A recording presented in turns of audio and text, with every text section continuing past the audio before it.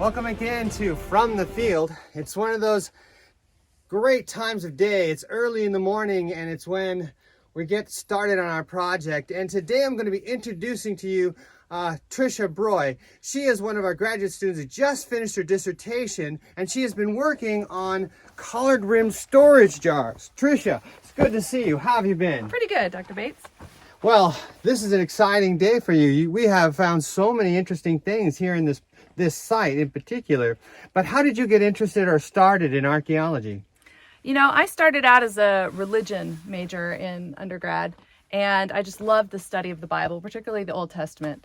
And so when the opportunity arose for me to be able to come over here and actually get my hands in the dirt of the people that used to walk here, you know, and live here, I'm fascinated about their world and the environment that shaped the people that I've learned all the stories about through the Old Testament over the years. So is this your first project, or have you worked on archaeology before? No, this is my second year at Safra. I see. I worked at another site, Tal Jalul, for 4 or 5 seasons. I've also worked in the States for a couple of seasons in Tennessee doing some North American archaeology. North American archaeology. Is that different from what we do out here? It is different. The sites are usually shorter term, at least where I was working. It was a ceremonial site that I excavated where they would seasonally come and visit the site for religious purposes and that type of thing. So this is more of a living environment, whereas that was more of a temporary type encampment. And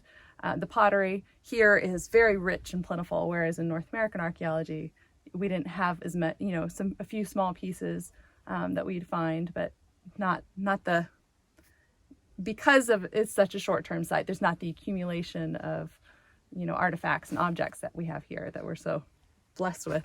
So what kind of pottery and artifacts have you been finding here at this site? Well, it's all Iron Age, early Iron Age. Early Iron Age, you mean? About 13th through 9th centuries BC. I see. And in this particular house, we have 2 rooms that we've opened up and excavated. And this is a food preparation area in this larger room. We have some ovens and some different grinding stones and pounders and large storage jars. And these all had to do with the making and preparing of food. There have been a lot in this room, so it's hard to know whether or not that was all for one household, maybe an elite household, or perhaps due to our location on the site, there may have been a back gate here that may have helped with the access from the local wadis where they may have grown their grain. These are different hypotheses. And if that's the case and all the grain was coming in through this gate, perhaps this was some sort of food preparation area, you know, where they would prepare the grain for wider use across the site. So what did they use to prepare food? What kind of tools and implements were they using? In this area, we have found many pounders and grinders, we call them, for lack of better terms. And they often look just like rocks. But you can tell that they've been rounded and worked. We've also found these are grinding stones where they would put the grain and then they would grind on it with the grinders. And that would break down the kernels so that it could be turned into flour more easily. What's accessible. This huge pot you have here?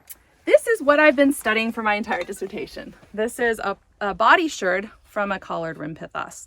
And this would be near the base because it's nice and thick and the way that it curves. And so these large jars would stand about 1 meter high, and they most likely kept their grain, either seed grain for the following year or perhaps grain that they are using in making the bread. You know, they store it there and then they can process it. So they're wonderful jars, and they're very plentiful across the site and across Jordan in general. Well, that is a huge jar. How much did one of those jars hold? That's a good question.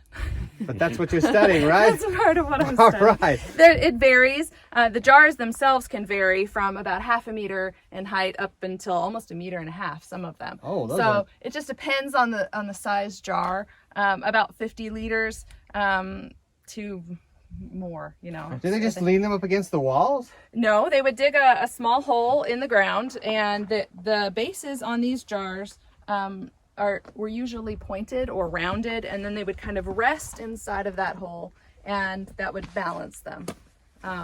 And perhaps this hole here may have been used for that purpose, because we found the body sherds nearby. There was some rock tumble that had fallen off of the wall during the final, at the end of the occupational period here. There was an earthquake, likely, and so there was some rock tumble there, but one hypothesis is that this hole may have been used to support one of these large jars right next to the cooking area. Well, that would make sense. I mean, after all, you want to have your pantry right in your kitchen. Exactly. Well, that's amazing. Thank you so much for your joining us here on From the Field. It's been a pleasure having you on the program. If you are interested in archaeology, I encourage you to, if you like, you can volunteer for a project like this one here at Khirbet Safra, or if you're not, subscribe to one of the magazines or subscribe to this channel. For now, this is Dr. Robert Bates here at Khirbet Safra interviewing Trisha Broy and our exciting finds at this house, which is basically a kitchen not unlike one that you would find in biblical times.